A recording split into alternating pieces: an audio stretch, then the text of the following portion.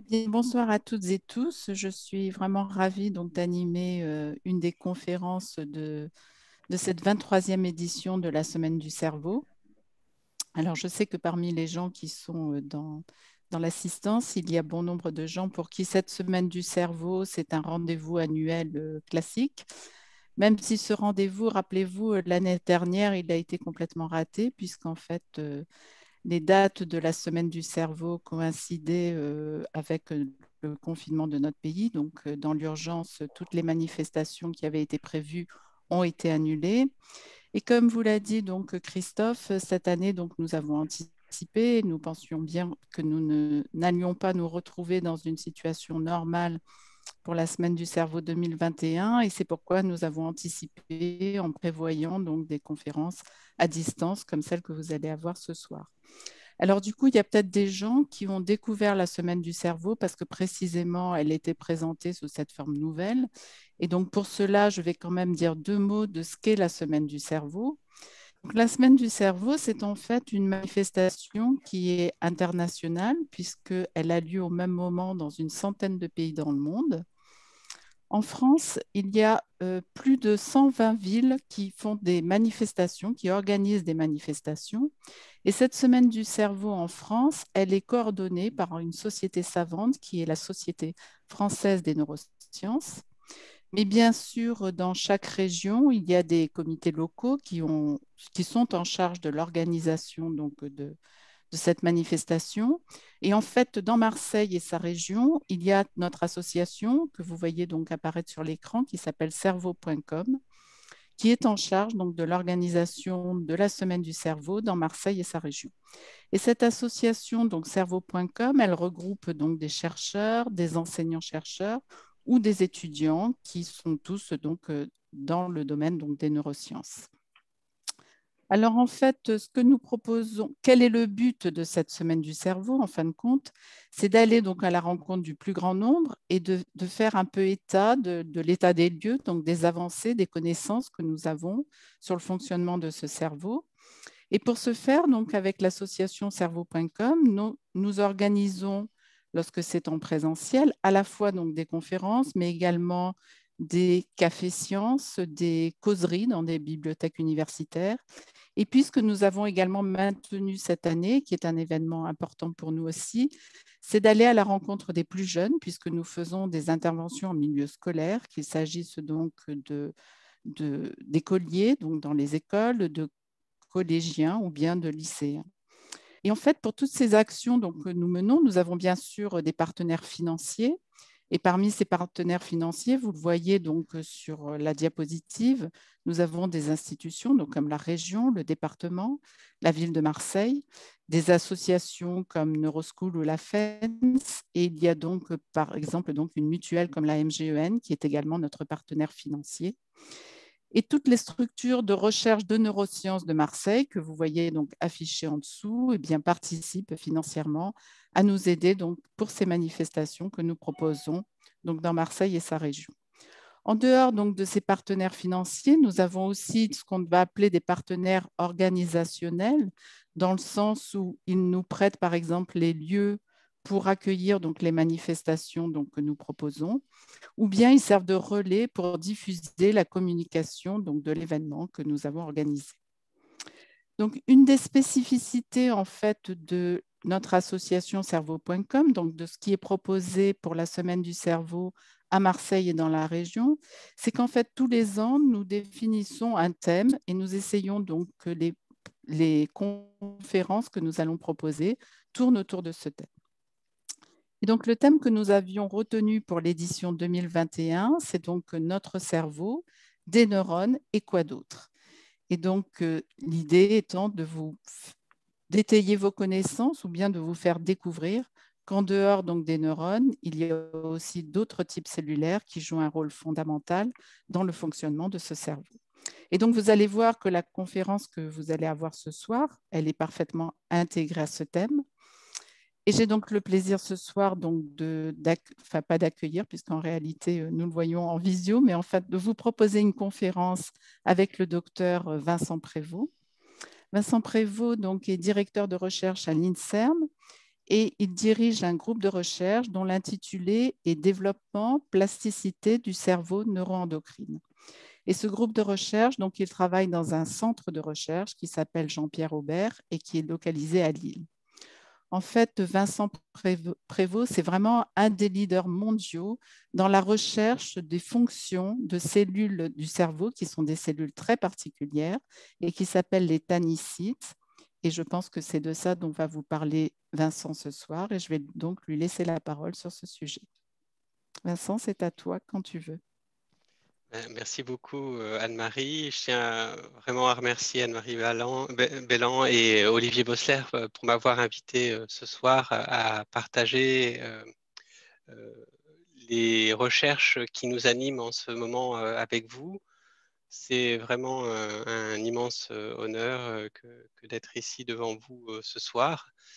Et donc, comme l'a dit Anne-Marie, je vais vous parler du cerveau et surtout comment notre corps va parler à ce cerveau et en quoi ce dialogue qui s'instaure entre le cerveau et le reste de notre corps est fondamental pour notre vie de tous les jours, mais aussi pour le vieillissement. Et comme l'a dit Anne-Marie, donc je travaille à Lille. Et donc à Lille, depuis l'année dernière, a été créé un nouveau centre. Donc ce n'est plus le centre de recherche Jean-Pierre Robert, mais c'est le centre de Lille Neurosciences et Cognition maintenant.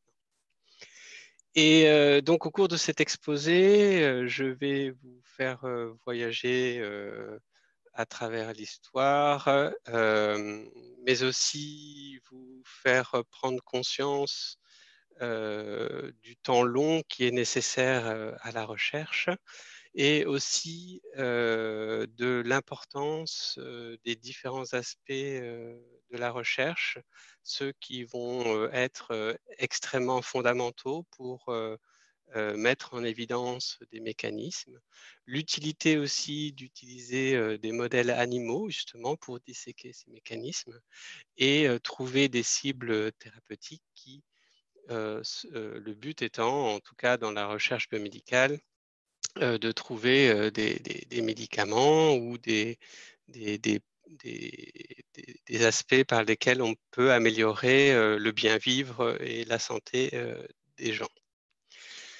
Et donc, ce que je vais vous présenter est financé notamment par la communauté européenne. Donc aussi, voilà, je tiens à vous faire savoir que pour faire de la recherche, il est bien sûr indispensable d'avoir des financements et que la France, les fondations françaises, mais aussi l'Europe contribuent grandement à financer notre recherche.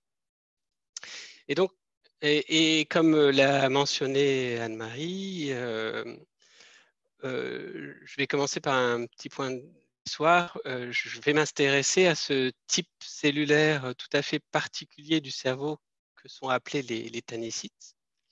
Et en fait, ces tannicytes ont été découverts il y a plus de 100 ans par l'un des plus célèbres neuroanatomistes de tous les temps, qui est Ramón y Cajal, un neuroanatomiste espagnol, qui, grâce à des méthodes développées par un autre neuroanatomiste qui s'appelle Golgi, a réussi le premier à marquer les cellules du cerveau avec un colorant et à voir leur forme et leur morphologie. Et donc, bien sûr, il a découvert les neurones, mais aussi les autres cellules du cerveau qu'on nomme les cellules gliales, les autres cellules. Et il a été intrigué, notamment quand il a étudié les poissons cartilagineux, tels que le requin. Quand il a étudié le cerveau du requin, eh bien, il a vu qu'il y avait un type cellulaire tout à fait étrange qui, donc, dans le cerveau, vous avez la masse du tissu qui contient les neurones, les cellules gliales, mais à l'intérieur du cerveau, il y a ce qu'on appelle des ventricules cérébraux où vont circuler le liquide céphalorachidien. Et en faisant sa méthode de marquage de Golgi en 1909, là, il a publié un premier livre où il a découvert des cellules tout à fait particulières, dont le corps cellulaire, ici, la base, bordait ces ventricules cérébraux, et ces cellules émettaient de longs prolongements vers la périphérie du cerveau. Et on les a appelés, ce type de cellules a été appelé plus tard des cellules gliales radiaires, et on sait que ce sont ces cellules gliales qui, au cours de l'embryogénèse, vont donner naissance aux neurones. Et donc, ce livre, vous pouvez tout à fait, il est disponible sur Internet, et comme vous pouvez le voir, il a écrit ce livre en français, donc où il y a de très belles illustrations comme ça. Et un peu plus tard, quelques années plus tard, 3 ans plus tard, donc il a continué cette étude, il a découvert donc ces cellules avec des longs prolongements dans le cerveau de requin. Et ensuite, il s'est amusé à étudier le cerveau de différentes espèces en montant dans l'évolution. Donc, il a vu que chez les amphibiens, par exemple, ces cellules existaient toujours. À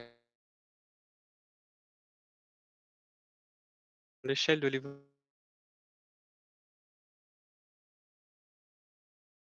animal adulte, beaucoup moins de ce type de cellules gliales radiaires que chez le poisson ou l'amphibien. Et quand il est arrivé aux mammifères, et là il a été vraiment surpris, ces cellules avaient totalement disparu du cerveau adulte, et il ne les retrouvait que dans des endroits extrêmement discrets, comme ici chez la souris nouveau-née. Vous voyez qu'il a dessiné, il a vu des cellules qui bordent ce troisième ventricule cérébral ici, leur corps cellulaire le long du ventricule, et qui vont émettre de longs prolongements qui vont contacter la périphérie du cerveau. Et là, c'est très drôle. Ici, il a dessiné ce qu'on appellera plus tard l'éminence médiane de l'hypothalamus. Et vous voyez, et c'est très intéressant de lire son livre, parce que là, il a découvert, en fait, vous voyez ici un faisceau de fibres nerveuses qui se projette vers une sorte de boule ici, que l'on décrira plus tard comme la neurohypophyse. Et il a vu que cette neurohypophyse ici était attenante à une sorte de structure qui paraissait glandulaire, une glande. On ne connaissait pas les glandes à l'époque, donc, et qui est l'hypophyse antérieure.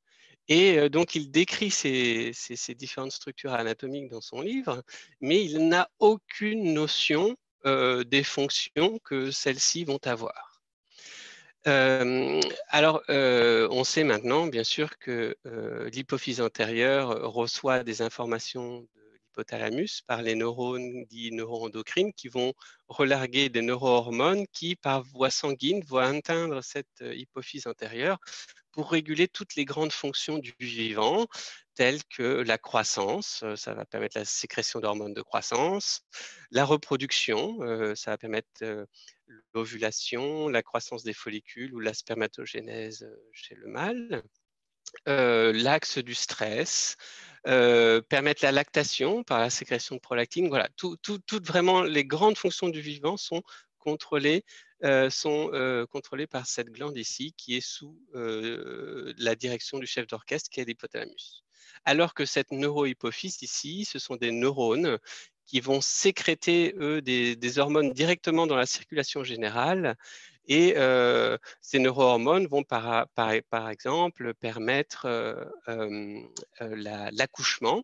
Ils vont sécréter par exemple l'ocytocine, qui permet à la femme de donner naissance à son enfant, et aussi permet la lactation en contractant les acinus des glandes mammaires pour l'éjection du lait. Donc voilà, donc ces tanicites ont été décrits il y a plus de 100 ans, et maintenant avec les technologies modernes autre type de marquage en utilisant des outils transgéniques, on peut faire exprimer à ces cellules des molécules fluorescentes que l'on a volées aux méduses, par exemple. Ici, on fait exprimer, vous voyez, dans ces cellules qui sont des tanicites, une molécule fluorescente rouge, et on est aussi ici capable de décrire très joliment leur anatomie. Donc, leur corps cellulaire borde le ventricule et vont émettre des pieds, des prolongements qui vont contacter la surface du cerveau. Mais le nom de tannicite n'est apparu que bien plus tard, que dans les années 50, dans un manuscrit publié en allemand par Hans Horstmann, où il a redécouvert ces cellules chez le requin qui avait été décrite par Ramon y Cajal au début des années 1900. Et il les a nommés tanicites pour le grec tanus, qui veut dire effilé. Voilà. Et donc, finalement, où se trouvent ces cellules, hein? Je vous ai dit que Ramon y Cajal était très étonné de savoir que ces cellules étaient presque absentes dans le cerveau de mammifères. Ici, vous avez une coupe sagittale de cerveau de souris, c'est-à-dire que on a coupé comme ça et on regarde sur le côté, et là on est au centre du cerveau. Et vous voyez ici en noir les ventricules cérébraux où ici circule le liquide céphalorachidien dont je vous ai parlé. Eh bien, il s'avère que ces tanicites sont présents qu'à des endroits très discrets du cerveau, très spécifiques du cerveau, qui sont nommés les organes circumventriculaires, car, comme vous pouvez le voir ici, ils sont marqués en rouge, ils sont à côté des ventricules. Et parmi ces organes, donc, on a l'organe vasculaire de la lame terminale, par exemple, et ici l'organe subfornical. Donc, l'ensemble de ces organes ont des fonctions extrêmement importantes pour le fonctionnement du cerveau et de l'organisme, et notamment l'OVLT du coup et le SFO sont impliqués dans le contrôle de la soif et de l'équilibre hydrominéral.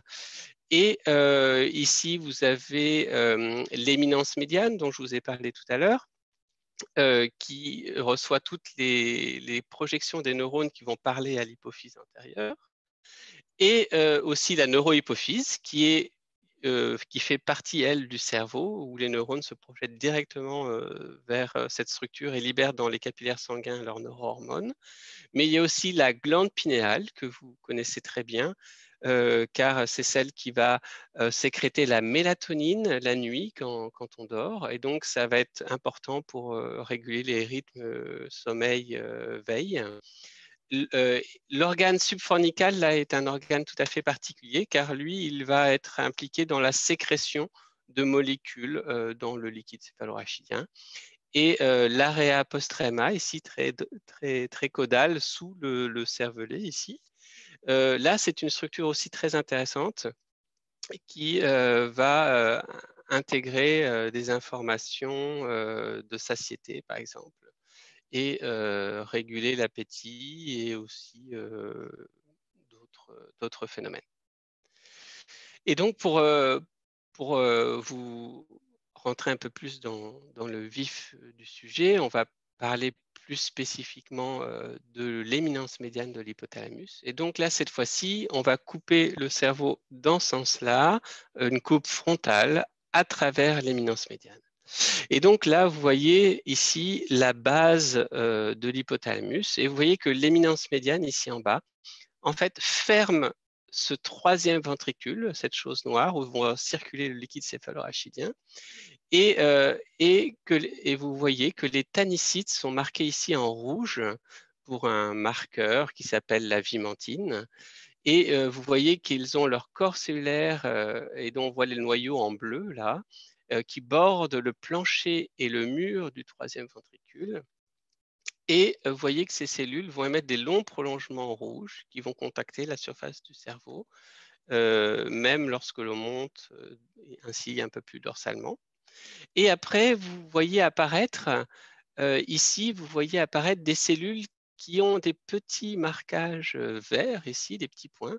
Et en fait, quand on regarde à plus fort grossissement ces petits marquages verts, en fait, c'est un marqueur des cils.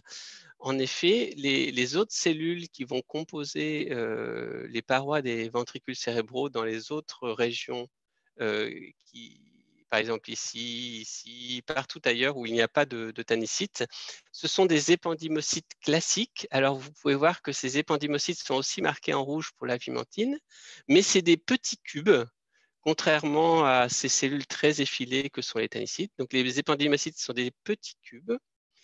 Et vous voyez qu'ils ont des touffes de cils. Et les touffes de cils, c'est ce qui va battre pour faire circuler le liquide céphalorachidien.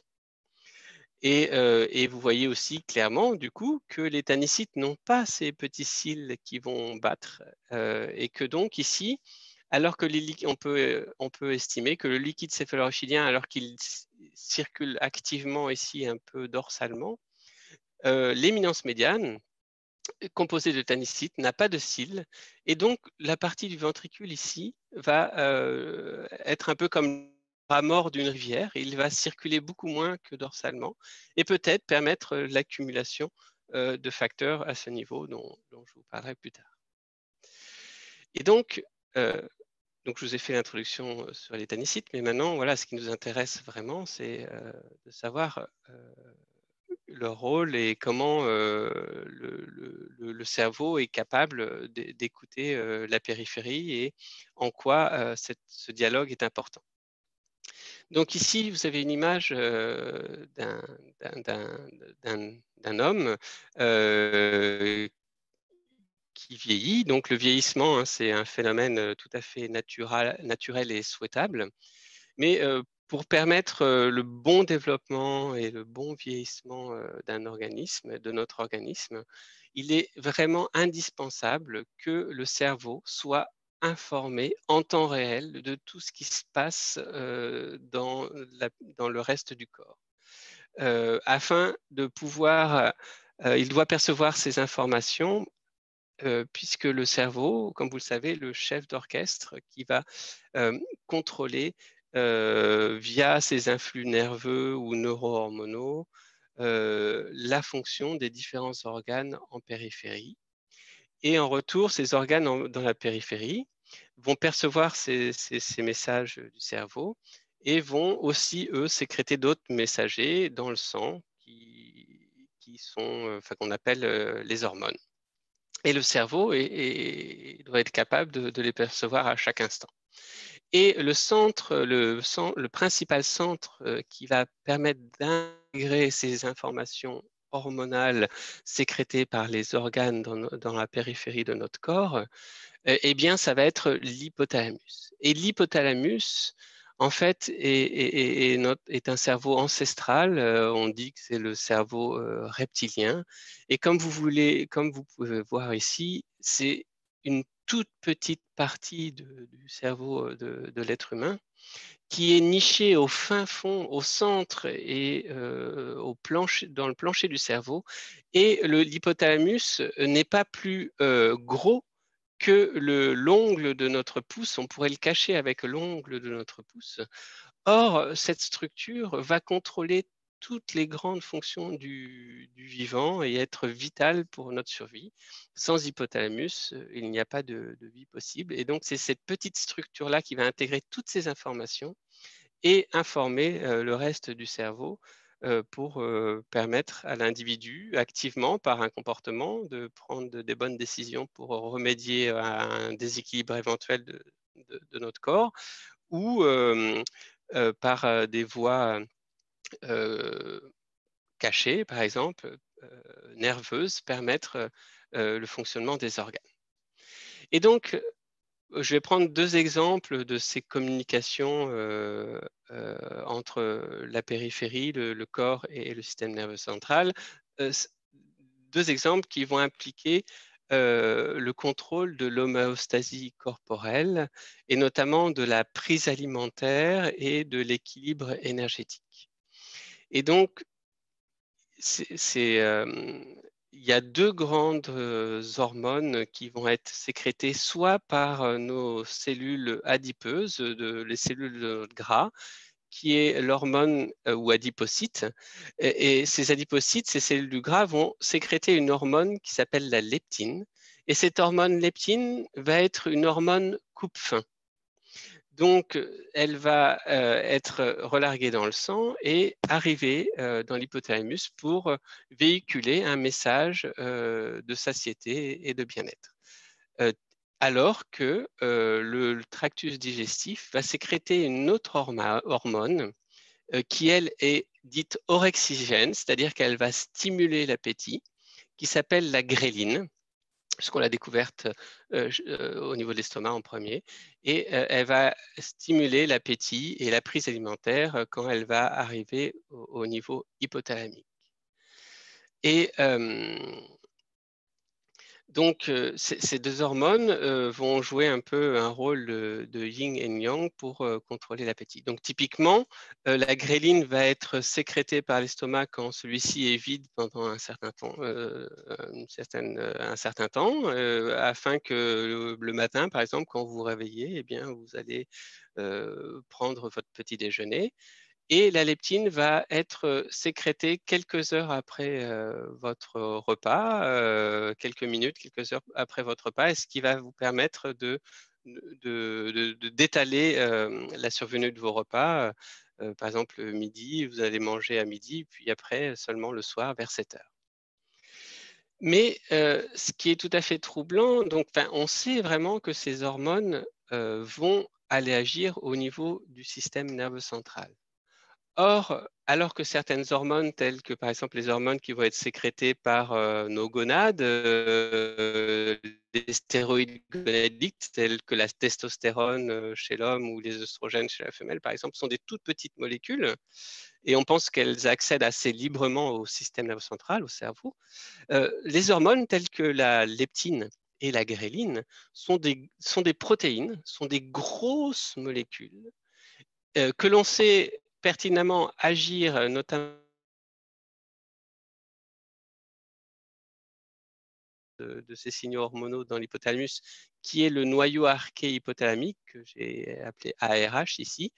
Et ces hormones vont soit activer ou inhiber les neurones bleus, qui sont les neurones qui vont stimuler l'appétit, ou inhiber ou stimuler les neurones rouges ici, qui sont les neurones apromyomélacortine, qui vont inhiber l'appétit. Cependant, ces hormones peptidiques, cependant, le cerveau, dont vous avez ici une coupe frontale et vous voyez en blanc ces beaux tannicides dont je vous parlais tout à l'heure, eh bien, elle est, comme vous le savez, protégée par une barrière hémato-encéphalique. En effet, il est connu que les molécules circulantes dans le sang n'ont pas un accès libre à notre cerveau, afin de permettre au cerveau de vraiment trier les informations dont il a besoin. Et donc, vous voyez, on sait que ces hormones vont agir au niveau du noyau arqué hypothalamique, et quand vous marquez vous utilisez des marqueurs fluorescents qui vont dévoiler cette barrière hémato-encéphalique, notamment les protéines qu'on appelle les jonctions serrées. Donc, c'est des protéines qui vont coller deux cellules l'une à l'autre pour éviter la diffusion de molécules entre les cellules. La diffusion entre les cellules est impossible. Eh bien, vous voyez que les vaisseaux qui composent ce noyau arqué où ces hormones sont censées agir, eh bien, comportent la barrière hémato-encéphalique. Donc, les vaisseaux sont fermés. Donc, comment font ces signaux métaboliques pour accéder au noyau arqué? Donc, ça, c'est une grande énigme. Et de manière tout à fait intéressante, vous voyez ici, j'ai fait apparaître en rouge, il y a un autre type de vaisseau qui est présent dans ces régions, là où il y a ces organes circumventriculaires, et qui sont ici marqués en rouge pour... donc, ce sont des vaisseaux qui ne sont pas verts, donc ça veut dire qu'ils n'ont pas du tout de jonction serrée. Non seulement ils ne sont pas verts, mais en plus ils sont rouges. Et ils sont rouges parce qu'ils expriment une protéine qui va faire des trous dans l'endothélium. Alors, pour vous montrer à quoi ça ressemble, on peut aller ici. Donc ici, c'est une image en microscopie à fluorescence, une microscopie optique. Et là, si on utilise une autre machine qui permet de regarder l'ultrastructure, là, pour vous dire, par exemple, l'éminence médiane ici fait à peu près 200 micromètres, d'accord? Et donc là, grâce à la microscopie électronique, on peut aller voir à l'échelle du nanomètre, c'est-à-dire 1000 fois plus petit que le micromètre. Et donc, on peut regarder en microscopie électronique la structure de ces vaisseaux rouges ici. Et donc ici, vous avez une image en noir et blanc de microscopie électronique. Donc la microscopie électronique, on met nos coupes très fines qui font quelques nanomètres dans un canon à électrons et les électrons vont bombarder notre coupe. Et quand les électrons vont être arrêtés par une structure, ça va donner une image noire car sur l'écran, il n'y a pas passage d'électrons. Par contre, quand les électrons passent librement, eh bien, on va voir une image blanche. Et donc ici, vous voyez ici le noyau cellulaire d'une très belle cellule endothéliale. Et vous voyez ici l'endothélium et ici en blanc, la lumière du capillaire. Et vous voyez ici que quand l'endothélium ici va faire face au cerveau, ici vous avez une très belle terminaison nerveuse avec des granules de sécrétion, une mitochondrie ici, et ce neurone qui projette à cet endroit-là, via cette terminaison, va relarguer ses neurohormones dans le sang porte hypophysaire. Et ça, c'est possible car vous voyez ici l'endothélium, il a au niveau des flèches rouges des trous. Il est troué ou fenêtré, et c'est la protéine qui forme ce trou que l'on voit ici en rouge. Donc les vaisseaux ici sont fenêtrés, et donc ce qui permet vraisemblablement non seulement la sécrétion par le cerveau d'hormones dans le sang, mais aussi peut-être aux hormones qui sont déjà présentes dans le sang de s'échapper par ces vaisseaux fenêtrés et aller accéder au tissu nerveux. Et bien sûr, étant donné que ces capillaires-là ont des trous, eh bien, c'est très dangereux pour le cerveau, puisque ça veut dire que les molécules peuvent s'échapper et donc gagner le cerveau. Mais ici, dans cette région de l'éminence médiane, la barrière n'est pas absente, heureusement, mais elle est délocalisée. Elle n'est pas portée par les vaisseaux, puisqu'ils sont fenêtrés, mais elle va être portée par ces tanicides dont je vous parle depuis le début, qui, comme vous pouvez le voir ici en vert, expriment très fortement les protéines de jonction serrée et qui vont faire cimenter le pourtour des corps cellulaires de ces tanicides, de telle sorte à ce que les molécules qui vont s'échapper de ces capillaires sanguins ne vont pas pouvoir passer entre les tanicides. Et donc, ceci suggère que, comme dans l'intestin, par exemple, ces cellules qui forment la barrière hémato-encéphalique au niveau de ces organes circonventriculaires et notamment dans l'éminence médiane, et bien que toute molécule qui est présente dans le sang et qui passe dans le cerveau, par exemple, pour aller agir sur les neurones qui doivent percevoir les signaux hormonaux, eh bien, doit transiter par le tannicite lui-même. Il va y avoir un transport transcellulaire. Les molécules ne pourront pas passer entre les cellules, mais devront être captées par ce tannicite, transportées et relarguées dans le liquide céphalorachidien. Et une fois dans le liquide céphalorachidien, elles pourront accéder aux neurones cibles.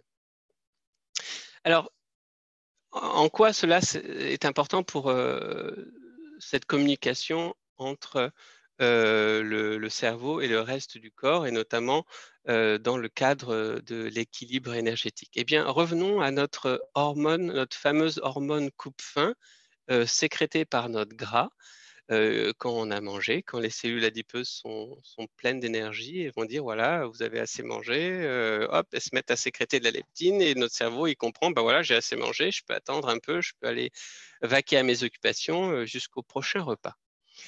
Eh bien, cette hormone leptine est présente dans notre sang, mais elle est aussi présente, alors qu'elle n'est pas synthétisée du tout dans le cerveau, elle est aussi présente dans ce fameux liquide céphalorachidien, en anglais on appelle ça CSF. Et chez une personne mince, un individu mince, eh bien on constate qu'il y a une corrélation stricte entre les taux plasmatiques, les taux dans le sang de leptine et les taux de leptine dans le CSF. C'est-à-dire que plus on a de molécules de leptine circulantes dans notre corps, plus on va en retrouver ici dans le liquide céphalorachidien. Donc ça, c'est chez une personne normale. Mais que se passe-t-il dans le cas de l'obésité? Et là, pour vous expliquer un peu ce phénomène, je vais vous relater une étude qu'on a fait chez un modèle animal tout à fait adorable, qui est le mini-pig ou le cochon nain, que vous voyez ici en bas à gauche. Donc, pourquoi c'est important d'étudier ça? Parce que là, il y a carrément un paradoxe. Parce que les patients obèses sont obèses parce qu'ils ont une très grande masse adipeuse. Ils ont accumulé beaucoup de masse adipeuse. Et donc là, ça nous paraît, et ces personnes-là, le plus souvent, mangent plus que d'accoutumée. Et ce n'est pas du tout logique, puisque je vous ai dit que l'hormone coupe-faim était sécrétée par ce tissu gras. Donc, les patients obèses qui ont beaucoup de gras ont beaucoup de leptine dans le sang, et donc ils ne devraient pas du tout manger. Et donc là, il y a quelque chose il y a un problème quelque part. Et donc, c'est peut-être que cette quantité très importante de leptine qui est dans le sang des patients obèses n'est peut-être pas capable d'être transportée dans le cerveau. Bon. Et donc, pour tester ça, on a utilisé ce petit cochon. Donc, vous voyez, les cochons, ils font 30 kilos de base. Et un groupe de cochons, on va les nourrir avec une alimentation normale de cochons. Et la moitié des autres cochons, on va les nourrir avec l'alimentation riche en graisse. Et riche en graisse. HFD, c'est pour High Fat Diet, donc riche en graisse. Et on va les nourrir pendant 10 semaines. Et vous voyez que c'est extrêmement impressionnant, alors qu'au bout de 10 semaines, les cochons bleus restent à peu près 35 kilos. Eh bien, en seulement 10 semaines, les cochons qui sont nourris avec une alimentation riche en graisse vont doubler de poids. Ils vont presque atteindre 70 kilos. C'est énorme. Et vous voyez ici, si on les passe à travers un IRM, on fait un IRM abdominal. Ici, vous avez le dos du cochon. Et vous voyez ici, chez un cochon normal, la graisse sous-cutanée en rouge et la graisse viscérale en vert.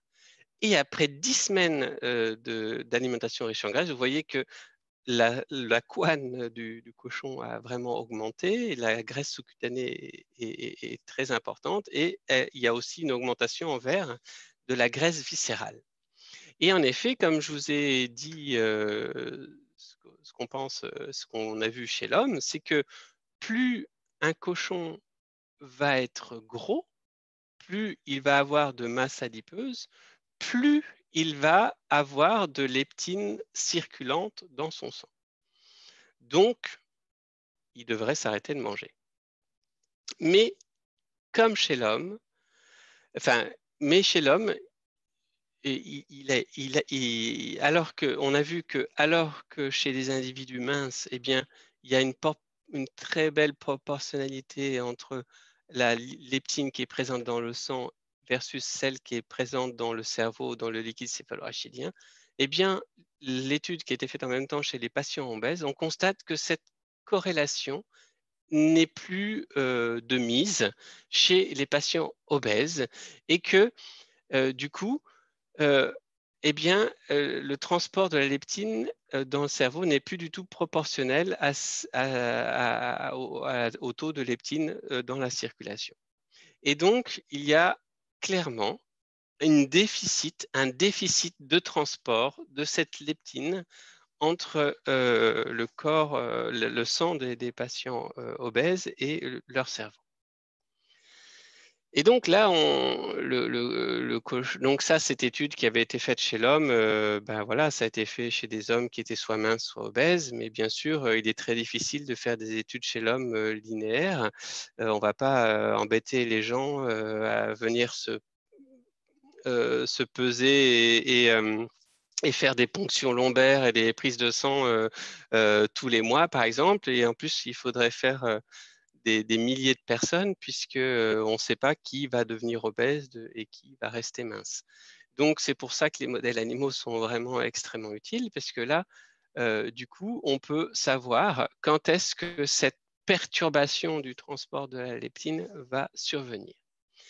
Et là, donc ici, vous avez la même courbe que je vous ai montrée chez l'homme, la leptine dans le sang en bas, la leptine dans le cerveau, dans le liquide céphalorachidien à gauche. Et vous voyez que chez les cochons minces, en bleu, ici, eh bien, il y a comme chez l'homme, plus un cochon mince est gros, on va dire, ou plus il a plus il va avoir de leptine, mais plus il a de leptine dans le sang, plus il en aura dans le liquide céphalorachidien. Vous avez une corrélation positive chez ce cochon mince. Et chez le cochon nourri par une alimentation riche en graisse, comme chez l'homme, il n'y a plus du tout cette corrélation. Mais maintenant, quand on regarde avec beaucoup d'attention les différentes courbes que l'on peut obtenir chez ces cochons, on voit que, par exemple, ici, les cochons qui sont nourris avec une alimentation riche en graisse, ils deviennent significativement plus gros à partir de 5 semaines de ce régime riche en graisse. Vous voyez ici, les petites étoiles montrent que les cochons rouges sont statistiquement différents en poids des cochons bleus. Et donc, ça correspond à un poids de 50 kilos chez le cochon obèse, qui va devenir obèse. Et quand on regarde la proportionnalité entre poids corporel et leptine dans le sang, on constate qu'à 50 kilos, ces cochons vont avoir entre 4 et 6 nanogrammes par ml de leptine dans le sang. Et donc, si on reporte ces données-là sur cette courbe de passage de leptine du sang vers le cerveau, et qu'on coupe la courbe en deux, avant d'atteindre ces 5 nanogrammes par ml, versus après avoir atteint cette quantité de leptine dans le sang, eh bien, on constate que avant ces 50 kilos et ces 5 semaines de régime riche en graisse, eh bien, le transport de leptine dans le cerveau se passe totalement correctement, comme chez le contrôle. Il est proportionnel. Par contre, au-delà de ça, il y a une cassure de la courbe et du coup, ensuite, la leptine n'est plus transportée proportionnellement dans le système nerveux central. Et grâce à l'utilisation de modèles souris, qui est beaucoup plus facile à étudier que le modèle de cochon, qui est très gros et très encombrant et très délicat aussi, eh bien, on a pu démontrer en fait que, en effet, alors que chez les souris minces, la leptine est transportée à travers les tanycytes et la leptine présente dans le cerveau est proportionnelle à celle qui est présente dans le sang, chez des souris que l'on rend obèses, eh bien, ce transport par les tanycytes est altéré. Et donc là, on en revient à donc voilà donc en fait, ce qui se passe entre un sujet qui va être mince et un sujet qui va être obèse, c'est que le sujet mince, son tissu adipeux, son gras, va pouvoir vraiment dialoguer avec le cerveau du sujet mince pour dire, voilà, là, tu as assez mangé, tu peux arrêter de manger jusqu'au prochain repas, etc. Alors que chez le sujet obèse, eh bien, qui est généralement entraîné par une hyperphagie, même si ce n'est pas toujours le cas, eh bien, le patient qui va devenir d'abord en surpoids, va trop manger parce qu'il est stressé ou je ne sais pas quoi, il va manger beaucoup, il va commencer à grossir, à accumuler du gras et après, entre le surpoids, il va arriver à l'obésité. Et quand, entre le surpoids et l'obésité, il va y avoir une altération de la capacité du cerveau à écouter en fait le message qui est envoyé par les cellules de notre gras. Et le cerveau, l'hormone qui est l'ambassadeur de cette communication, va plus pouvoir accéder au cerveau. Et du coup, les neurones ne vont plus l'entendre puisqu'ils ne la voient plus. Et du coup, comme ils ne la voient plus, eh bien, ils vont croire qu'on est en déficit énergétique et que donc il faut continuer à manger. Et donc, le cerveau va évoluer pour son propre compte, indépendamment des signaux qui sont présents dans la périphérie, et le cerveau va prendre une mauvaise décision. Et il va dire, bah voilà, je ne perçois pas de leptine, je ne perçois pas l'hormone coupe-faim, donc c'est que je n'ai pas assez mangé, donc je vais continuer à manger, je vais continuer à manger. Et c'est un système qui va s'emballer ainsi. Et ça, c'est embêtant pour les gens qui sont en surpoids et surtout qui ont une obésité, car après, ça peut entraîner plein de complications métaboliques telles que le diabète, les maladies cardiovasculaires. Mais aussi, hein, c'est encore un peu plus embêtant, c'est que l'obésité à mi-vie, c'est-à-dire le surpoids et l'obésité à mi-vie, c'est-à-dire l'obésité à 40, 50 ans, on va dire, est un vrai facteur de risque, le seul facteur de risque connu et avéré par les épidémiologistes pour les maladies neurodégénératives. C'est-à-dire que un patient ou une personne qui va être en surpoids ou obèse à l'âge de 40-50 ans, même si après il se dit « Oh là là, j'ai trop grossi, je vais faire un régime » et à l'âge de 60 ans, par exemple, il a retrouvé son poids idéal, disons, eh bien, cette personne-là va avoir plus de risques de développer une maladie neurodégénérative. Et c'est ce que cette étude-là dans Archive Neurology en 2009 montre. Vous voyez ici en bleu le risque de personnes soit normopondérales en bleu, soit en sous-poids, soit en surpoids, en sous-poids en vert et en surpoids en jaune, ou obèses en violet à l'âge de 50 ans. Donc, vous voyez déjà que le surpoids ou le sous-poids, donc si on est un peu enrobé ou au contraire on est extrêmement mince et on ne mange pas assez, eh bien on augmente déjà le risque, les chances, le risque de développer des maladies neurodégénératives plus tard. Mais quand les personnes sont obèses, on voit que ce risque est est augmenté bien plus encore. Et donc, là, pourquoi? Donc, c'est vraiment c'est quelque chose qui nous a intrigués et qui intrigue beaucoup de gens. Et ici, on s'est dit, mais est-ce que les deux phénomènes, celui de l'incapacité du cerveau à percevoir l'hormone coupe-faim et donc à évoluer indépendamment de la composition du corps, ne pourrait pas aussi expliquer le fait qu'il y a une rupture du dialogue entre la périphérie, le cerveau et le reste de notre corps lors de l'obésité. Est-ce que ce n'est pas cette rupture de dialogue entre notre corps et le cerveau qui va favoriser le développement des maladies neurodégénératives? Car, comme je vous l'ai dit, hein, c'est comme si vous conduisiez une voiture. Il faut, quand vous êtes en voiture, il faut que vous fassiez attention à chaque instant à ce qui se passe autour de vous, devant vous.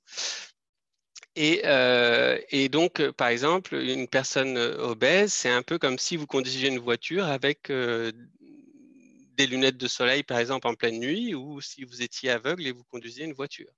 Donc, clairement, si vous avez des déficits de vision lorsque vous conduisez, eh bien, vous allez prendre des mauvaises décisions, très clairement. On peut avoir des événements qui vont arriver et ça va vous conduire droit dans le mur et vous allez avoir un accident de voiture. Eh bien, c'est peut-être un peu le même phénomène qui se passe ici. Et donc là, l'objectif de nos recherches, enfin, l'objectif des recherches qu'on développe en ce moment, c'est de prouver que les tannécytes donc, agissent comme un transporteur pour les signaux métaboliques de la périphérie vers le cerveau et constituent ainsi peut-être une cible thérapeutique de choix dans l'obésité et les déficits cognitifs. Et donc, l'idée, c'est que si on peut restaurer ce transport des hormones, des hormones ou des signaux qui circulent dans notre sang vers le cerveau en agissant sur certains leviers, si on peut améliorer le bien vieillir et permettre le vieillissement en bonne santé. Et donc, pour nous attacher à cette étude et un projet qui est donc financé par l'Europe, nécessite de s'associer. Donc, la recherche ne se fait pas tout seul, elle se fait en équipe et parfois dans le cadre de consortiums, et là, c'est le cas. Et nous sommes un peu les spécialistes de l'hypothalamus et de la communication de l'hypothalamus avec la périphérie et comment il perçoit ces signaux. Et on s'est associé avec un médecin neurologue en Allemagne, à l'université de Lübeck, qui est spécialiste de la barrière hémato-encéphalique et qui est en plus neurologue, mais aussi avec quelqu'un qui explore les moyens par lesquels le cerveau va contrôler la fonction des organes périphériques et comment ces organes réagissent en retour à ces signaux centraux et des rétroactions positives ou négatives au système nerveux central, donc que ce soit les cellules du gras, mais aussi le foie, l'intestin, le pancréas et les muscles. Et ce collègue travaille à l'université de Saint-Jacques-de-Compostelle en Espagne, il s'appelle Ruben Nogueras. Et donc le projet vise donc envisage une recherche translationnelle, littéralement, de la souris à l'homme, de l'homme à la souris. La souris pour disséquer les mécanismes, trouver des cibles thérapeutiques, tester des candidats médicaments. Et chez l'homme, on va tester ces médicaments pour voir si on améliore la condition, par exemple, des patients obèses. Et donc, chez l'homme, ce qu'on fait, donc là, on est en train d'inclure une trentaine de patients obèses, chez qui on va au T0 prendre une prise de sang, puis en même temps prélever du liquide céphalorachidien par une ponction lombaire ici, et pour pouvoir faire le rapport entre la leptine qui est présente dans le sang versus dans le liquide céphalorachidien. Ensuite, à ces patients, on va leur faire des tests cognitifs, donc à la fois de prise alimentaire, est-ce que vous avez faim, est-ce que vous avez toujours faim, mais aussi des tests cognitifs pour savoir quelles sont leurs performances intellectuelles au T0. Et en parallèle, on va étudier l'anatomie et le fonctionnement de leur cerveau en leur faisant passer une IRM 3 Tesla, donc, comme ici illustré, et ce qui va nous permettre d'étudier l'activité de l'hypothalamus par différentes approches, soit en spectroscopie, ce qui nous permet de voir les métabolites qui sont sécrétés au moment de l'IRM par le patient, mais aussi étudier la connexion entre différentes aires cérébrales avec l'hypothalamus. Et on va le soumettre à un traitement qu'on a découvert chez la souris pour être capable de restaurer ce passage de l'hormone couffin du sang vers le système central. On va les soumettre à ce traitement pendant 3 mois. Et au bout de 3 mois, on va tout répéter, c'est-à-dire prise de sang, ponction lombaire, test cognitif, IRM. Et ainsi savoir si, en effet, ce traitement que l'on a découvert chez la souris est capable d'améliorer la condition des patients obèses. Et chez la souris, on va continuer à aller un peu plus en avant dans les mécanismes. Et notamment, donc, on voit ici, par exemple, ici, c'est une tranche de cerveau. Donc ça, c'est in vitro, c'est-à-dire on prélève le cerveau d'une souris et on fait des coupes de cerveau et on maintient des tranches de cerveau en survie. Et ici, vous voyez des tanicites ici, sur lesquels on va mettre rien ou de la leptine. Et vous voyez ici que quand on met de la leptine sur ces tanicites, eh bien, vous voyez qu'elles deviennent rouges ici, donc elles réagissent à cette leptine. Et donc ça, c'est in vitro. Et là, on va étudier le même phénomène, cette fois-ci chez la souris vivante, soit mince, soit obèse. Et chez ces souris, on va carrément implanter un microscope sur le crâne de la souris, un microscope qui va être capable d'observer ces changements de couleur. Ici, on étudie les vagues de calcium dans ces cellules. Eh bien, on va mettre un petit microscope qui pèse 2 grammes sur la tête de la souris, et alors qu'elle est éveillée, qu'elle est dans sa cage, elle est habituée, c'est comme d'habitude, et on va voir l'activité des tanicites, et donc on va pouvoir ensuite traiter nos souris avec la même molécule qu'on utilise chez l'homme et voir si ça modifie, soit l'obésité elle-même modifie le comportement des tanicites, et est-ce que la molécule en question restaure cette activité des tanicites. Et donc, les résultats attendus seront de déterminer si la fonction des tanicites est restaurée chez les individus obèses en agissant sur de nouvelles cibles thérapeutiques. Et bien sûr, donc, comme je vous l'ai dit, la recherche va se faire donc, dans le cadre de notre consortium à 3 laboratoires européens, mais cette recherche aussi nécessite bien sûr des interactions avec de très nombreux autres collègues, et notamment des cliniciens.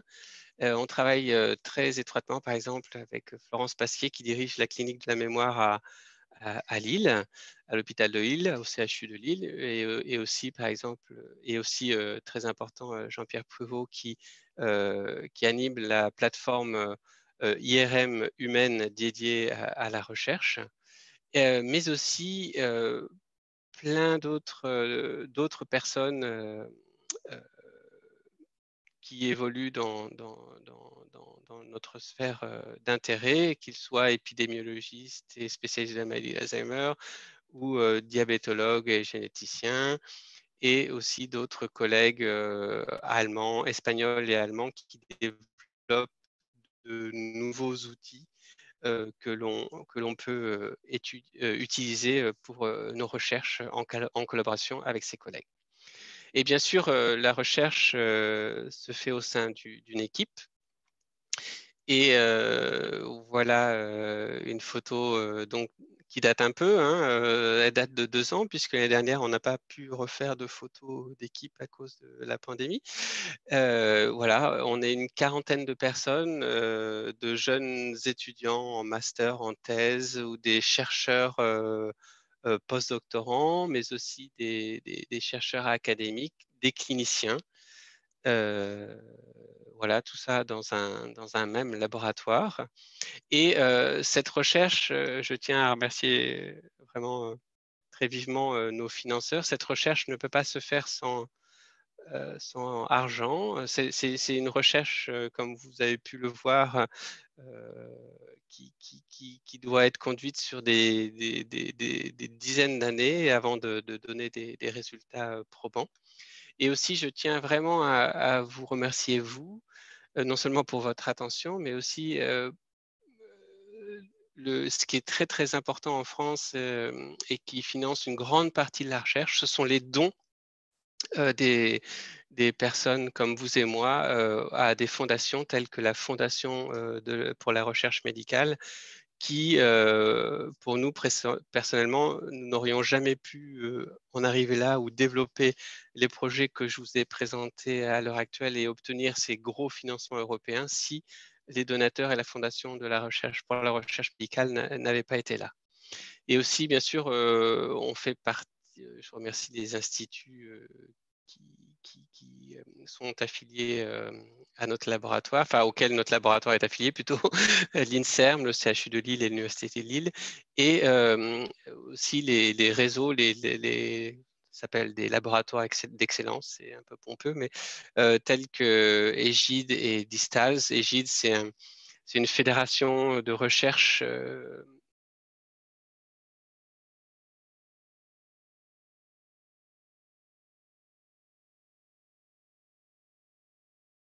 Alzheimer et on fait partie on a la chance de faire partie de ces deux LAMEX.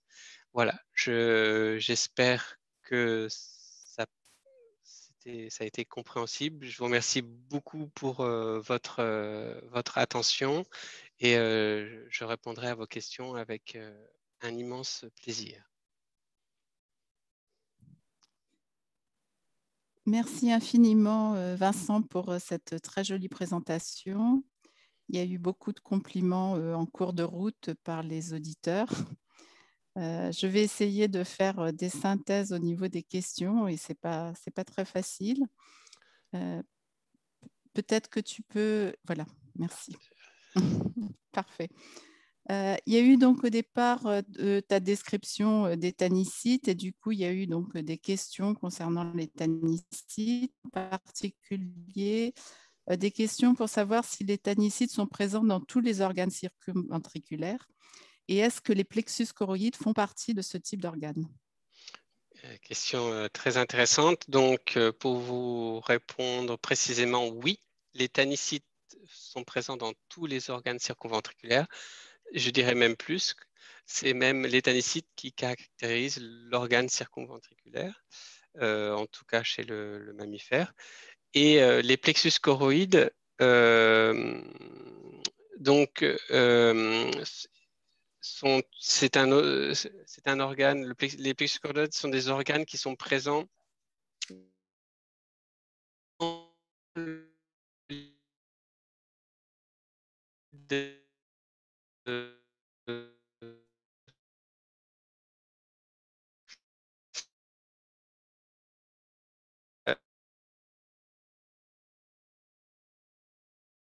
des, des capillaires fenêtrés. Ils sont irrigués par des capillaires fenêtrés, donc qui ont des trous. Mais les cellules qui vont entourer ces capillaires fenêtrés sont plutôt des cellules épithéliales et cubiques. Et elles n'ont pas du tout les mêmes caractéristiques que les tanicites. D'un point de vue d'expression de gènes, ils n'expriment pas du tout les mêmes gènes. Et ces cellules sont en effet, comme les tanicites, impliquées, des sortes de filtres qui vont contribuer majoritairement à la synthèse et au renouvellement du liquide céphalorachidien. Certaines personnes ont fait porter à ces cellules épithéliales qui forment les plexus choroïdes des rôles de transport de molécules qui sont présentes dans le sang, dans LCR. Et c'est bien sûr possible. Mais ce qui est très intéressant, je pense que les organes circumventriculaires et le plexus choroïde, bien sûr, contribuent chacun partiellement à ce transport d'hormones du sang vers le cerveau. Cependant, ce qu'il faut savoir, c'est que les organes circumventriculaires sont présents, sont formés autour des populations de neurones qui vont recevoir les informations pertinentes tout de suite. Donc, c'est le cas dans l'éminence médiane qui est à côté du noyau arché de l'hypothalamus, où vont être présents les principaux neurones qui vont contrôler la prise alimentaire. Donc, il est très probable que la majorité des hormones qui agissent sur ces populations neuronales transitent par les tanicites de l'immense médiane et non par le plexus choroïde. Et d'ailleurs, Markus Schwanninger, mon collègue allemand, là, qui fait partie du consortium, a enlevé, par exemple, le récepteur à la leptine dans les cellules épithéliales du plexus choroïde. Et il a vu que ça n'altérait pas du tout la capacité de cette hormone coupe-faim à exercer son action sur la prise alimentaire. Par contre, que ça altérait l'aspect récompense de la signalisation leptine. Donc voilà, peut-être que les plexus choroïdes et les tanicites sont impliqués dans le transport de la leptine, par exemple, mais ce n'est pas la même leptine. Ce n'est pas la leptine anorexigène qui va être transportée par le plexus choroïde. Voilà, c'est un peu long. Alors, ça rejoint un petit peu cette question. Il y avait donc une question, savoir si en fait ce transport donc des hormones et en particulier de la leptine, donc cette entrée dans le cerveau, ça se faisait au niveau de tous les organes circumventriculaires ou bien uniquement au niveau de l'éminence médiane. Encore une question clé. Euh, donc, il est possible que la leptine soit transportée au niveau des différents organes circumventriculaires. Et par exemple, c'est très intéressant comme question. Cependant, et sachant par exemple que dans la région préoptique, là où il est à l'organe de la lame terminale, l'organe vasculaire de la lame terminale, eh bien, il y a aussi des neurones qui expriment le récepteur à la leptine et très récemment, on pense, certaines études suggèrent que les neurones de cette région-là vont être aussi impliqués soit dans le contrôle, la prise alimentaire, soit de l'adiposité de l'individu. Donc c'est possible, sauf que c'est pas l'éminence médiane est un organe circumventriculaire assez spécial lorsqu'on le compare aux autres, du fait que dans l'éminence médiane, en fait, il y a très peu de neurones et que les neurones qui vont percevoir les hormones sont à l'extérieur de cet organe circumventriculaire. Alors que dans les autres organes circumventriculaires, tels que l'organe vasculaire de la lame terminale ou l'aéra postrema ou l'organe sufornical, par exemple, les neurones qui vont percevoir l'information qui vient du sang, en fait, vont être eux-mêmes à l'extérieur de la barrière hématocéphalique, donc ils vont être en contact direct des capillaires fenêtrés et donc des molécules du sang qui vont arriver par là. Donc, ils n'ont pas besoin des tannicytes pour percevoir ces signaux hormonaux. Cependant, les tannicytes sont présents dans ces organes et ont des jonctions serrées pour protéger le liquide céphalorachidien. Et donc, ils ont à ce niveau-là aussi, les tannicytes, une fonction de protection de barrière. Et là encore, peut-être que les tannicytes de ces organes vont filtrer les hormones qui doivent passer dans le liquide céphalorachidien à ce niveau-là. Mais voilà. Mais en ce qui concerne les neurones, ils n'ont pas besoin de transport tannicitaire dans les autres organes circumventriculaires, car ils ont un accès direct à la circulation. Il y avait donc toujours une question sur ces tannicytes, leur origine embryonnaire et est-ce qu'on peut considérer que c'est un type de cellule gliale? Alors, c'est un type de cellule gliale, oui, et c'est même euh, au cours de l'embryogénèse, en fait. En fait, c'est des cellules qui ressemblent aux cellules gliales radiaires qui sont présentes au début d'embryogénèse dans le tube neural.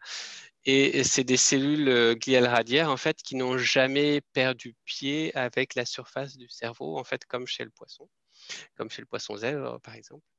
Et on pense que ces cellules même à l'âge adulte.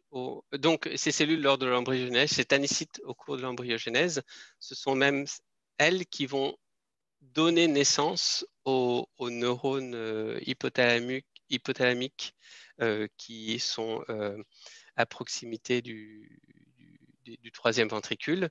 Donc, c'est ces tannicytes qui vont, chez la souris, c'est à partir du jour embryonnaire entre 10 et 12 vont donner naissance aux neurones à orexigène qui vont stimuler l'appétit ou anoxygène, ceux qui vont couper l'appétit, qui sont présents dans le noyau arqué hypothalamique. Et on pense même que ces cellules, à l'âge adulte, ces cellules tannicitaires pourraient jouer le rôle de cellules souches neurales et seraient capables aussi à l'âge adulte de donner naissance à d'autres cellules gliales telles que les astrocytes ou des neurones. Mais là, ça reste encore un peu controversé. Enfin, l'image n'est pas très claire, mais voilà, c'est une hypothèse qui est dans l'air. Alors, il y avait des questions concernant donc ce transport de la leptine altérée donc, en cas d'obésité. Et déjà de savoir si, puisque on atteint un seuil, Ensuite, donc, s'il y a à partir de ce seuil, cela va stagner à ce seuil, est-ce que ça va diminuer? Est-ce que donc cette altération de cette capacité du cerveau, est-ce qu'elle est réversible? Alors, c'est vraiment ça qu'on essaye enfin, c'est ce sur quoi on travaille vraiment activement. Donc, chez la souris, en fait, on a réussi chez la souris obèse à réactiver ce transport de leptine par les tanicides qui était altéré par l'obésité en agissant sur une voie de signalisation avec laquelle le récepteur à la leptine travaille dans les tanicides, et c'est notamment la voie de signalisation de l'EGF, l'Epidermal Growth Factor. Et donc, chez nos souris obèses, par exemple, si on les traite avec de l'EGF, en faisant une injection en intrapéritonéale, par exemple, ou en intraveineuse, eh bien, on restaure immédiatement le transport de leptine dans le système nerveux central. Et c'est même encore plus intéressant, si on passe ces souris obèses, on les nourrit pendant 8 semaines, par exemple, avec une alimentation riche en graisse, et ensuite, on les passe en alimentation normale pour les refaire mincir. Et on voit que les souris qui ne sont pas traitées vont regagner un poids comparable au contrôle, mais seulement au bout de 10 semaines. Donc, vous les nourrissez 8 semaines avec une alimentation riche en graisse, et elles vont mettre plus de 8 semaines à retrouver un poids normal. Alors que si vous traitez avec le GF pendant une semaine, une fois par jour, avant ce changement de nourriture, eh bien, elles vont immédiatement perdre du poids. Donc, elles vont immédiatement être capables de réécouter leur périphérie et donc réécouter le signal leptine qui leur dit d'arrêter de manger, et elles vont maigrir de manière accélérée. Donc oui. Et donc là, on essaye de trouver des molécules qui sont utilisées en clinique chez l'homme pour justement qu'elles ne soient pas dangereuses pour l'être humain, qui pourraient stimuler les mêmes voies de signalisation. Et c'est ça qu'on est en train de tester chez les patients obèses, en fait. Alors bien sûr, il y a beaucoup de questions effectivement sur ces molécules, mais j'imagine que tu peux peut-être pas dévoiler aujourd'hui ce dont il s'agit. Voilà, peut-être une prochaine fois, bientôt. mais oui. Et en plus, alors c'est ça qui est tout à fait, enfin c'est la beauté de la recherche. On a cherché une molécule qui activait par exemple une voie parallèle ou la même que l'EGF, qui est une, pro- une molécule qu'on a peur d'utiliser en clinique parce que c'est aussi une molécule qui est associée avec la naissance de certains cancers. Donc, on ne veut pas trop traiter les gens avec ça. Mais donc, on a cherché une molécule qui activait des voies similaires et qui fonctionne, qui restaure le transport de la leptine. Et on croyait que c'était via l'activation de la voie de signalisation ERK qui est en aval du récepteur LGF. Et finalement, on s'aperçoit que c'est pas du tout en empruntant cette voie-là. Donc, c'est une molécule qu'on teste déjà chez le patient, mais on s'est aperçu chez la souris que ce n'était pas la voie dont on avait mis l'hypothèse qui est utilisée. Et donc, on est en train d'utiliser la souris pour trouver les mécanismes moléculaires qui permettent l'effet bénéfique de cette molécule. Donc, voilà, on ne s'y attendait pas. Donc, voilà. On a des hypothèses et les expériences nous montrent parfois qu'on a tort. Alors, des fois, pas entièrement tort, mais voilà, que ce n'est pas les voies escomptées qui sont utilisées. Alors, il y a des questions concernant donc ce régime qui est utilisé pour rendre les souris obèses, hein. En particulier, des gens demandent si ce souris est comparable au régime cétogène qui contient 70% de lipides. Et moi, je me demandais si il y avait donc la même altération de cette capacité donc, de la leptine via l'éthanicide donc, à intégrer le cerveau dans des modèles de souris obèses, mais génétiquement et non pas de manière alimentaire. Est-ce qu'on sait ça? Oui. Alors, pour la première partie de la réponse, en fait, on utilise une alimentation riche, enfin, à 60% riche en graisse, qui est isocalorique avec la... Il y a autant de calories que dans l'alimentation normale, mais voilà, elle est composée de 60% de graisse comparée à l'alimentation normale. Qui, je ne me rappelle plus la composition en graisse de l'alimentation normale. Et pour le deuxième, donc là c'est très intéressant, c'est très différent en fonction du modèle génétique utilisé. Donc chez la souris comme chez l'homme, au cours dans la vie réelle, sont survenues des mutations qui ont soit empêché la production de cette leptine. Donc, il y a des mutations qui sont survenues naturellement dans les colonies de souris et on appelle ça les souris OB-OB. Donc, ces souris n'ont plus de leptine et elles ont. Donc, la photo de souris obèse que je vous ai montrée, c'est une souris OB-OB justement.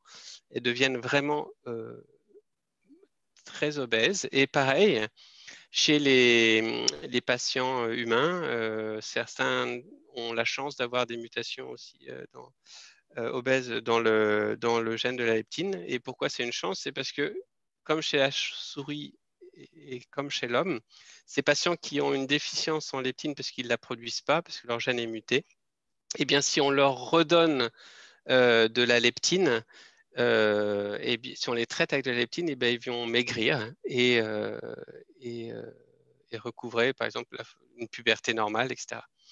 Donc ça, c'est chez la souris OBOB. Par contre, il y a une autre mutation qui est survenue à la fois chez la souris et chez l'homme, qui est cette fois-ci une mutation sur le récepteur à la leptine. Et donc là, on ne peut pas réverser le phénotype. Les individus sont aussi obèses que ceux qui sont mutés pour la leptine. Et chez la souris, on a montré que les souris qui sont mutées pour le récepteur à la leptine, eh bien elles avaient un déficit du transport de la leptine du sang vers le cerveau.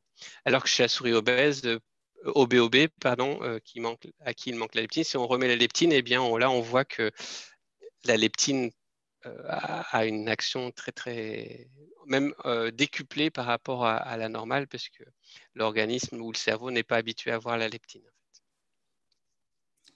Alors, il y a une question qui demande si en fait cette altération donc, de la fonction des tannicytes, elle peut être vue également en cas d'insuffisance alimentaire ou bien est-ce que c'est uniquement donc l'absence de nutriments qui est en cause dans... Ça, c'est une question très intéressante qu'on n'a pas du tout explorée encore. Euh, Par exemple, il y a un autre phénomène troublant qui est à l'autre côté du spectre des maladies de la prise alimentaire, qui est par exemple l'anorexie mentale. Les patientes qui ont une anorexie mentale donc se nourrissent très peu et sont extrêmement minces. Euh, eh bien, figurez-vous que ces patients, c'est généralement des patientes, ces patientes-là ont des taux de gréline beaucoup plus importants dans le sang que les femmes avec un point normal. Or, la gréline, c'est l'hormone qui va stimuler l'appétit. Donc, c'est un peu comme dans l'obésité. Dans l'obésité, vous avez une résistance à l'hormone coupe-faim. Et bien, dans l'anorexie, vous allez avoir une résistance à l'hormone qui va stimuler l'appétit. Donc, c'est vraiment assez étrange aussi. Et là, je ne sais pas si c'est un déficit de transport de cette hormone gréline du sang vers le cerveau qui se passe chez ces patientes-là. C'est très difficile à étudier car il n'y a pas de modèle animal qui se respecte de l'anorexie mentale. Donc, on n'a pas de modèle expérimental pour étudier l'anorexie mentale, ce qui est drôlement dommage car c'est une pathologie qui touche beaucoup de gens et dont on n'a pas du tout de manière enfin, aucun traitement n'existe pour l'heure. Donc, ça serait très important de réussir à développer un modèle animal pour voir, pour disséquer les mécanismes, en effet, et voir si c'est potentiellement aussi un problème d'éthanicite. Il y a aussi une question concernant la prise de poids après 60 ans, donc qui est assez fréquente. Et du coup, la question de savoir si en fait la leptine serait moins concentrée dans le liquide céphalorachidien après 60 ans qu'elle ne l'est plus jeune. Oui. Alors, apparemment, la bonne nouvelle, c'est qu'on peut grossir une fois qu'on est à la retraite. C'est moins dangereux que grossir quand on est encore en activité. Donc, voilà, par exemple, l'obésité infantile. Maintenant, il y a de plus en plus à travers le monde des enfants en surpoids ou obèses. L'obésité infantile ou l'obésité plus tard dans la vie, 60, 70 ans, en fait, ne sont pas des facteurs de risque du tout. Donc, les enfants qui sont obèses ou en surpoids n'ont pas plus de risque que les enfants normopondérales de développer des maladies neurodégénératives plus tard dans la vie. Et pareil, si on se met à grossir à partir de 60 ans, c'est moins dangereux pour cet aspect-là que être en surpoids ou obèse entre 40 et 55 ans, quoi. Donc c'est une bonne nouvelle. Enfin une bonne nouvelle. Et le parallélisme, donc, par rapport aux maladies neurodégénératives, il y a des questions qui demandent donc si en fait ça concerne aussi, par exemple, la maladie de Parkinson. Ça, c'est aussi une question tout à fait intéressante, sachant que la maladie, donc, enfin, la maladie de Parkinson pourrait aussi impliquer, en tout cas, par exemple, ça a été découvert chez les agriculteurs, euh, un problème lié à l'utilisation des pesticides et qui passerait par une communication intestin-cerveau. Et notamment, je crois que ça impliquerait l'alpha-synucléine. Et savoir comment cette pathologie va être transmise de l'intestin au système nerveux central. Est-ce que c'est par voie nerveuse, via le système sympathique parasympathique, ou est-ce que c'est via voie sanguine? C'est vraiment quelque chose de très intéressant à explorer, mais qu'on n'a pas commencé encore à explorer. Mais c'est une question très intéressante.